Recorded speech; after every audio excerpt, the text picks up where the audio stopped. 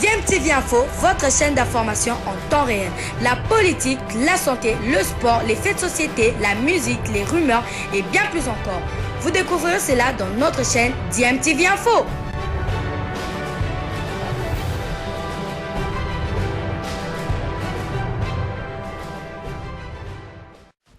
Vous êtes sur DMTV, bonjour ou bonsoir, tout dépend de l'heure à laquelle vous nous suivez. Tout plaisir est pour nous de vous retrouver, mais surtout de savoir que vous êtes nombreux en train de suivre votre chaîne YouTube DMTV. DMTV qui vous propose l'actualité, mais vous propose aussi des analyses et des réflexions sur des sujets d'actualité, sur des faits sociaux ou tout simplement des réalités que nous observons ici chez nous en République démocratique du Congo. Elle était attendue, la liste des convoqués pour les matchs des deux premières journées des éliminatoires de la Coupe du Monde Qatar 2022. Le technicien argentin Hector Raúl Cooper devait justement publier cette liste-là. On sait déjà qu'en coulisses, la Fédération congolaise de football, l'association était en train de prendre langue avec certains clubs pour la libération de ces joueurs. Des noms étaient cités, par exemple celui du gardien de but du Daring Club Motema Pembe, vainqueur de la Coupe du Congo édition 2020-2021. Et les matchs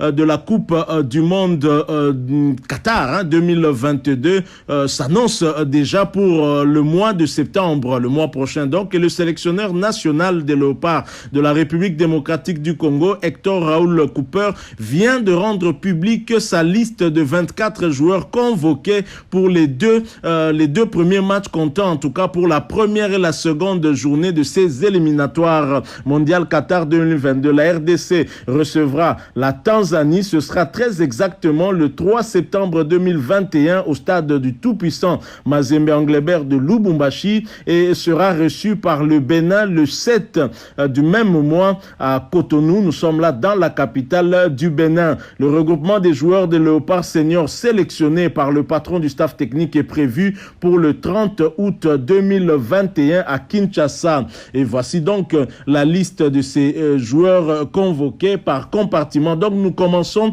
par le compartiment gardien de but. Nous avons Joël Kiasumwa, gardien professionnel qui nous vient de la Suisse.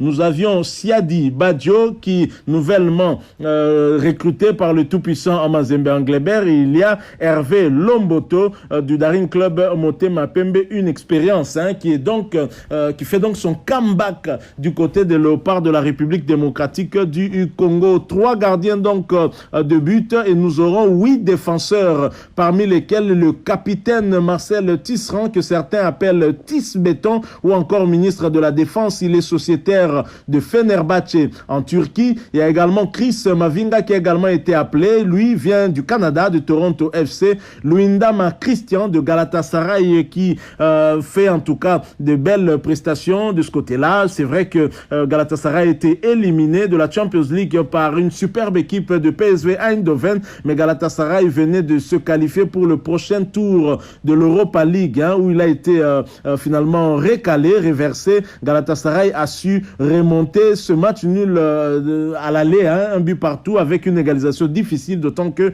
Galatasaray avait écopé d'un carton rouge. Il y aura également Chancel Mbemba Mangoulou, dit demi-dieu du FC Porto, qui sera là. Ngonda Muzinga de Riga FC en Lettonie. Ngonda Muzinga qui a d'ailleurs permis à son club de se qualifier parce que c'est lui qui a donné la passe décisive, qui a permis à son équipe de revenir à égalité avec l'équipe adverse et ça a permis d'aller aux prolongations, enfin gagner. C'était aussi dans le cadre toujours de ces tours préliminaires de l'Europa League. Il y a aussi Moukoko Amale, Dieu merci, surnommé Soso Poulet Mayo de Difa El Jadida, championnat marocain de première division. Il y aura bien évidemment aussi Fabrice Ntsakala de Besiktas qui a su gagné hier également. Nous aurons Jordan Ikoko, le latéral droit de Ludogorets en Bulgarie, qui fait aussi une bonne saison. Et cette équipe de Ludogorets s'est qualifiée également pour le prochain tour de l'Europa League là-bas en Europe. Alors du côté du milieu de terrain,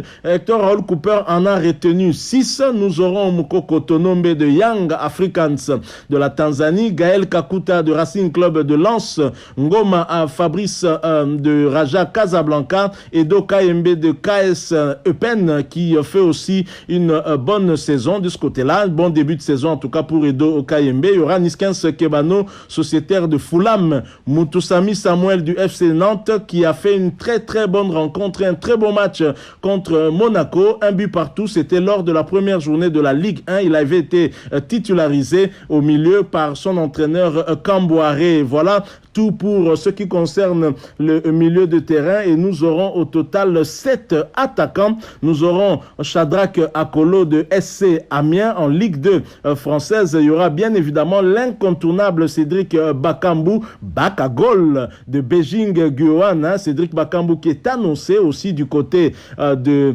la Liga. Va-t-il revenir en Espagne? On l'annonce, on dit en tout cas que Villarreal serait intéressé par l'international congolais et même le FC Séville. Et on parle également d'un autre club, mais celui du championnat turc, c'est le club de Marseille Tisserand Fenerbahçe qui aurait aussi en tout cas de l'intérêt pour Cédric Bakambu. En dehors de Cédric Bakambu, il y a également Jackson Mouleka du Standard de Liège qui fait aussi un bon début de saison. Il y a bien évidemment Elia Meshak de Young Boys de Berne. Elia Meshak, est-ce qu'il va venir? Est-ce que Meshak va finalement faire fi de tout ce qu'il a toujours dit? Il souhaitait terminer d'abord le litige qu'il oppose au tout-puissant Mazembe et dont le dossier se trouve encore du côté du tribunal arbitral du sport TAS, et Elia Meshak avait dit attendre la décision qui sera prise là-bas avant de pouvoir venir. On verra bien. Alors Yannick Yala Bolazi qui est également sélectionné mais en tant que joueur sans club, hein, on peut dire tout simplement Angleterre, mais c'est pas encore sûr où il ira. On sait que son contrat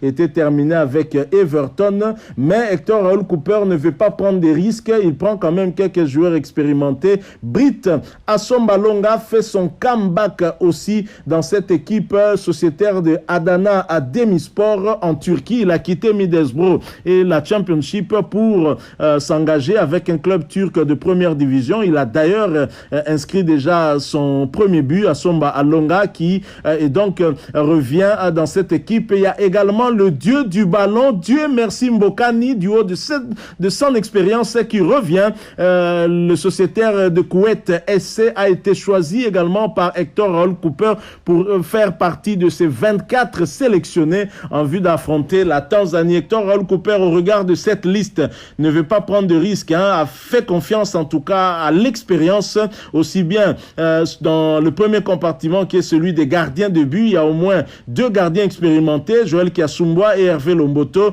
et le jeune Siadi pour bénéficier justement de cette expérience. En défense, nous avons l'expérience de Marcel Tisserand, de Louis Ndama, de Chancel Mbemba, de Glody Ngonda, de Fabrice Ntsakala et Koko Jordan, Mukoko Amale Mavinga. On peut dire peut-être dans cette équipe nationale un peu jeune. Il y a au milieu de terrain, on peut compter sur l'expérience de Gaël Kakuta.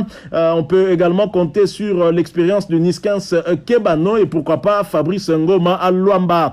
En attaque, bien évidemment, Cédric Bakambu, Bakagol, l'expérimenté, Shadrack Akolo aussi, Bolazi, Assomba Alanga, ainsi que, Dieu merci, Mbokani. Voilà donc la liste d'Hector Raoul Cooper pour ces 2 premières journées. Et maintenant, on est aussi visiblement fixé sur le lieu de la rencontre, puisque le stade de Martyrs ne sera peut-être pas prêt jusqu'au 3 septembre. Inutile de précipiter les choses.